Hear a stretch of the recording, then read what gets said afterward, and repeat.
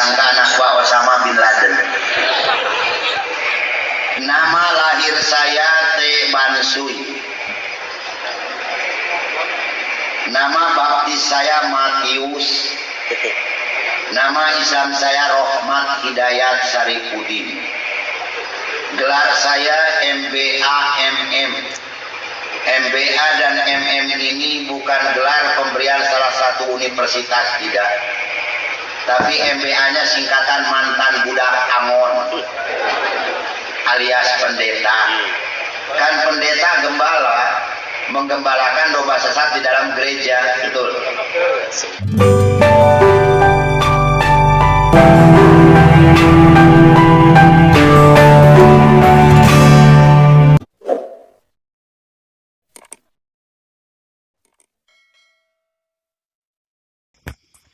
Salam teman-teman sekalian, berjumpa kembali dengan saya Arif Gula di channel TV Laskar Kristus. Teman-teman, saya percaya bahwa teman-teman semua adalah orang-orang yang luar biasa. Pada kesempatan kali ini teman-teman sekalian, kita akan membahas salah seorang ustadz ya, yang mengaku mantan misionaris, mengaku mantan pendeta. Dia juga mengaku dia bersekolah di 7 negara teman-teman sekalian, bukan main-main ya, atau bukan kaleng-kaleng. Nah, dia pernah bergabung di Dewan Gereja ya di Indonesia untuk mengkristenisasikan Indonesia atau orang-orang Islam, dan lebih parahnya lagi dia sampaikan bahwa untuk menghancurkan agama Islam. Teman-teman sekalian, tentu saja ini provokasi ya. Dia mencoba untuk memancing umat Islam supaya umat Islam itu punya perspektif yang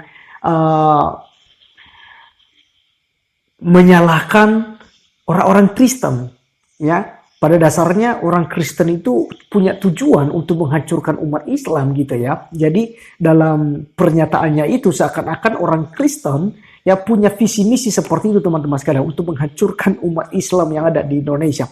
Kita tidak perlu lama-lama teman-teman sekalian, kita akan berkomentar nanti secara bersama-sama, dan saya minta komentar teman-teman seperti apa. Nanti kita akan bahas di video selanjutnya. Untuk itu, mari kita langsung saja untuk menyimak videonya yang ada berikut ini. Disangka anak buah Osama bin Laden. Nama lahir saya T. Bansui. Nama baptis saya Matius. Nama Islam saya Rohmat Hidayat Saripudin. Gelar saya MBA MM. MBA dan MM ini bukan gelar pemberian salah satu universitas, tidak. Tapi MBA-nya singkatan mantan budak Angon alias pendeta. Kan pendeta gembala menggembalakan domba sesat di dalam gereja, betul. MM-nya mantan misionaris.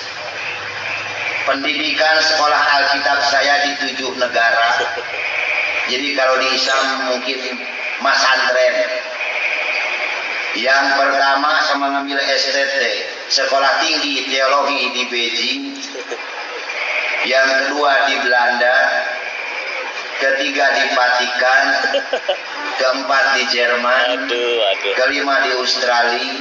Keenam di Venezuela. Ketujuh di Korea. Dan selama 6 bulan saya dididik di Amerika, tepatnya di Boston, untuk mengikuti strategi misionaris. Sepulang dari Amerika kembali ke Indonesia, bergabung dengan Dewan Gereja Indonesia dengan tugas untuk mengkristenisasikan Islam yang ada di Indonesia, atau jelasnya untuk menghancurkan Islam. Ya teman-teman sekalian, tentu saja ketika teman-teman mendengarkan hal ini, yang Kristen akan tertawa terbahak-bahak. Bahkan kita bisa katakan ini sebuah lelucon teman-teman sekalian, yang boleh menghibur kita pada kesempatan kali ini teman-teman sekalian ya, yang menonton channel ini. Nah, ini saya heran teman-teman sekalian ya. Sebelum kita berkomentar ini, saya mau sampaikan bahwa saya heran ya. Akhir-akhir ini begitu banyak sekali para mu'alaf yang memang mengaku diri itu terlalu hebat ketika mereka di Kristen gitu loh. Jadi kalau kualitasnya seperti ini teman-teman sekalian, seperti ceramah daripada salah seorang ustadz ini, saya pikir teman-teman tidak berbobot. Nah, mau jadi apa umat yang dibimbing? Mau jadi apa orang-orang Islam yang mendengarkan ceramah seperti ini, teman-teman sekalian? Ya, jadi kita akan membahasnya, teman-teman, bahwasanya apa yang disampaikan oleh Ustadz ini semua kebohongan, ya, semua kebohongan. Karena tentu saja, ya, apa yang disampaikannya itu tidak masuk akal, teman-teman. Yang pertama tadi dia punya nama lahirnya itu Tevanusia, ya, Tevanusia. Dia punya nama sejak lahir. Nah, kemudian nama baptisnya dikasih Matius, ya, dan juga setelah udah mualaf masuk ke Islam diberikan nama Rohman Hidayah Sarifuddin, ya. Jadi teman-teman, dia ada 3 nama, teman-teman sekalian. Saya juga bingung gitu, ya.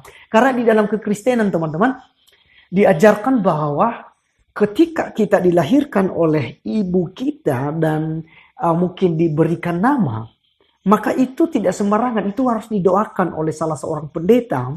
Ketika didoakan, maka nama itulah yang akan menjadi nama sahnya selama ada di dunia ini. Dan lebih daripada itu, nama yang sudah diberikan itu akan merupakan, ya, namanya, ya, di akhirat atau ketika dia nantinya kalau dia orang baik akan masuk ke surga, maka namanya yang akan dipanggil oleh Tuhan adalah nama yang diberikan kepadanya. Contoh, saya punya nama Arif Gulo, ya, Arif Gulo. Dan nama saya telah dicatat di dalam kitab kehidupannya Tuhan. Ya, jadi di hari kiamat Tuhan panggil, mana Arif Gulo? Bukannya si Ucok yang datang, ya. Bukan juga yang si Matius tadi atau Lukas, bukan itu yang datang, tapi yang namanya Arif Gulo gitu loh. Ya, jadi kita dipanggil sesuai dengan nama kita. Kita dikenal sesuai dengan nama kita, teman-teman sekalian. Nah, jadi lucunya di sini bahwa dia punya nama yang begitu banyak, begitu luar biasa. Maknanya itu aneh. Dan setahu saya, teman-teman sekalian, orang-orang yang masuk ke Kristen lalu dibaptis, itu jarang sekali, ya. Jarang untuk dirubah nama. Misalnya namanya itu Arif, ya. Maka ketika misalnya masuk ke agama Kristen, misalnya sebelumnya saya Islam lalu masuk ke Kristen, itu seringkali tidak diubah nama kok, ya, tetap saja pakai nama itu, gitu. Nama itulah yang akan dipakai nanti, nama itulah yang akan dipanggil, ya. Jadi teman-teman sekalian, dari perkenalannya saja, ini kita sudah simpulkan bahwa dia benar-benar berbohong.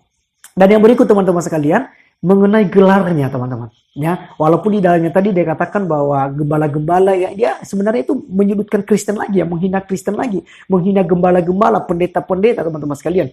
Dia berkata bahwasanya para pendeta dan penggembala-gembala itu yang melayani di gereja itu mereka menggembalakan domba sesat, ya, mereka menggembalakan domba sesat katanya. Ya, jadi teman-teman sekalian, ini penghinaan sebenarnya bagi orang-orang Kristen, termasuk saya, teman-teman sekalian, sebagai pelayan gereja, sebagai hamba Tuhan, ya. Dan juga kalau dikatakan saya sebagai misionaris, saya sebagai misionaris, teman-teman sekalian. Dan itu tidak sembarangan. Untuk menjadi salah seorang misionaris itu ada pelantikannya, ya, ada surat, ada pegangan, ibarat KTP, identitas, teman-teman. Ya, kita harus punya itu. Di video saya ketika saya komen Ustadz Nadar itu saya sudah tampilkan, teman-teman. Saya punya surat pentabisan sebagai misionaris, ya, atau penyinjil bahasa Indonesianya. Nah, teman-teman, itu ada lengkap. Bahkan kependetaan juga, ada kartu kependetaan. Ya, tidak sembarangan, ya, untuk mengaku sebagai misionaris, sebagai pastor atau pendeta, ya. Tidak sembarang, teman-teman sekalian.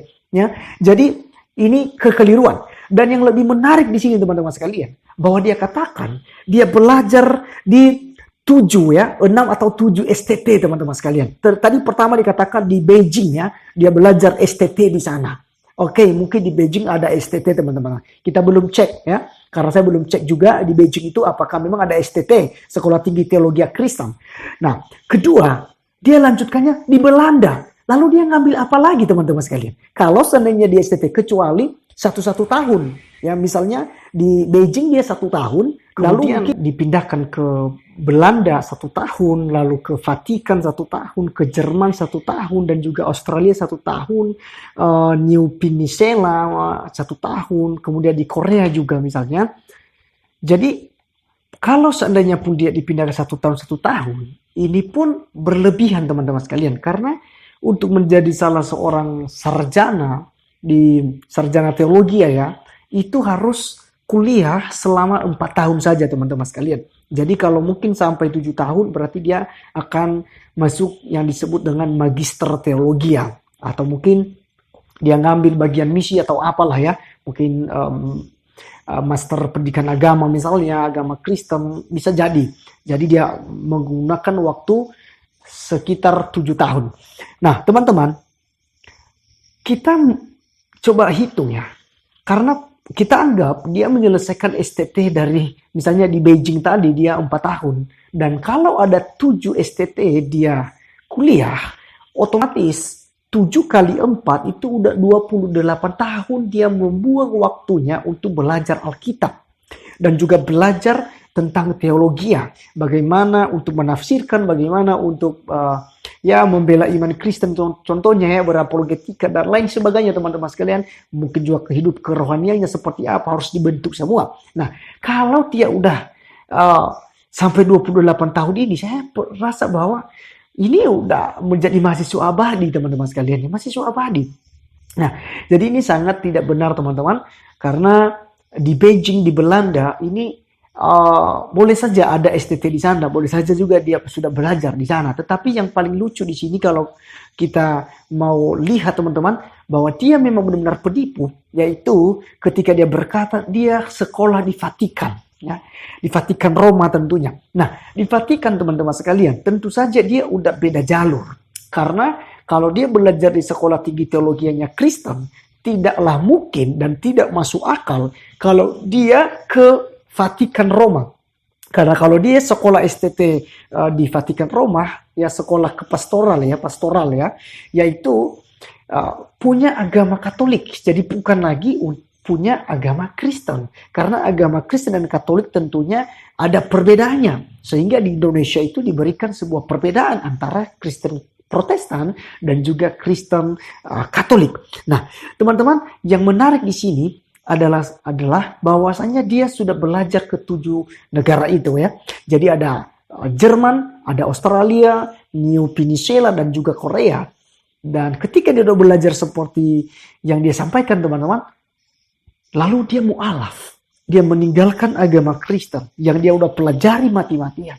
Jadi mungkin saya pikir otaknya udah error. Atau mungkin orangnya memang on ya, tidak ngerti gitu. Karena di kekristenan ya, diajarkan bagaimana ya hidup yang telah dijamin oleh Tuhan Yesus, keselamatan yang sudah dijamin oleh Tuhan Yesus Kristus. Bahkan Yesus sendiri yang berkata bahwa akulah jalan kebenaran dan hidup, tidak ada satupun yang bisa datang kepada Bapa kalau tidak melalui aku. Dan juga bahwasanya hanya di dalam Yesus Kristus Allah ada keselamatan.